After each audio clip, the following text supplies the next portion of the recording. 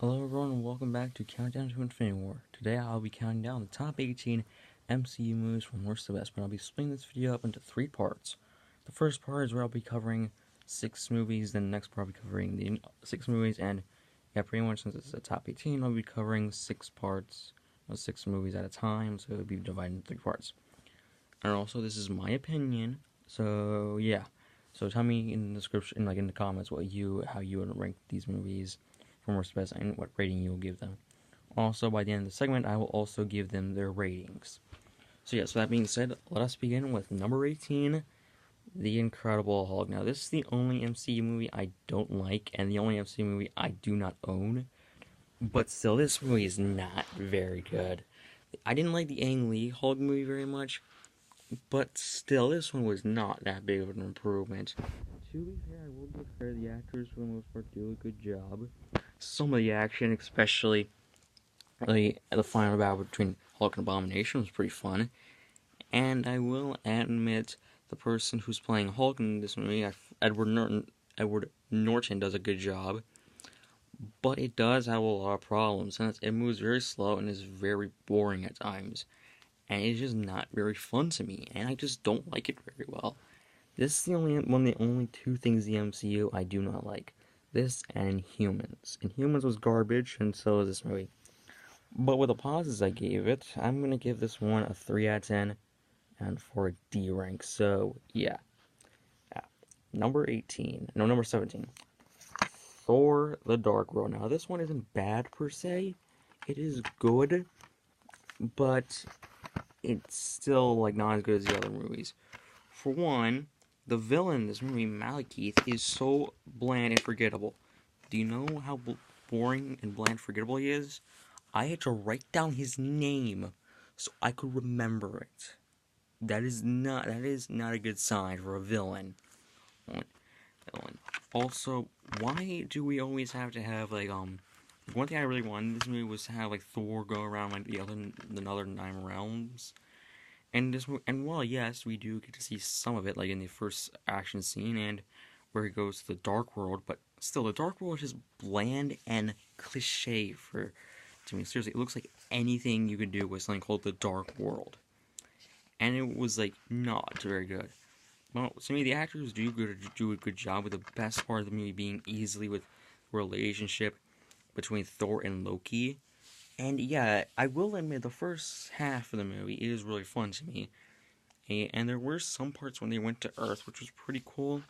And there were some I really laughed at. And the climax where they were using this portal gun thing to teleport all around the place was fun to watch, and that's why I do enjoy the movie.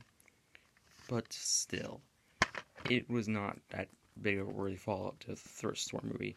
So that is why this movie gets a 7 out of 10. It's just good. Number 16, Iron Man 2. This is easily the weakest out of the Iron Man trilogy. It really is. But that doesn't mean it's bad. It still is fun for me, and I do get a laugh out of it. One of the major things I like about the movie is the humor of it. The humor, for the most part, does really work, and I love, pretty much, most of the jokes do land their marks. And also, I do like the fact that, Whiplash, when he's, destroying all these cars, at a NASCAR race, he doesn't have, he's just, keeping this calm look on his face, which is something I do like. But still, this movie does have some problems, like the fact that Tony Stark is dying, yet he decides to throw a party. I mean, I do get that Natasha said, oh, if I had only a few days to live, I would be celebrating a party. But still. Now, they do sort of bring up some conflict with him and, Tony and Colonel Rhodes, which was good, but just not as good as I wanted it to be. But still, the movie was fun. It did keep me entertained throughout. Wait. So that is why this movie also gets a 7 out of 10 for a B- rank. It's just a good movie. Nothing else, nothing more. Number 15, Thor. This movie is great. It's a really good character, it's a good origin story for a character, and it does set up his arc throughout the movie. Oh yeah, in case I didn't bring this up in the Thor Dark World entry, The best part of the movie was Loki and Thor's relationship. That was easily the best part of the movie. But still, this movie does have a lot of good things in it. For one, the actors do a good job, and also, why is like Natalie Portman? She's like in the movies, and she's dating both Thor and Anakin Skywalker. But still, and I do like that it does have Thor's character arc, how he wants to regain the throne of Asgard, and it was really good. Loki is easily one of the best MCU villains ever.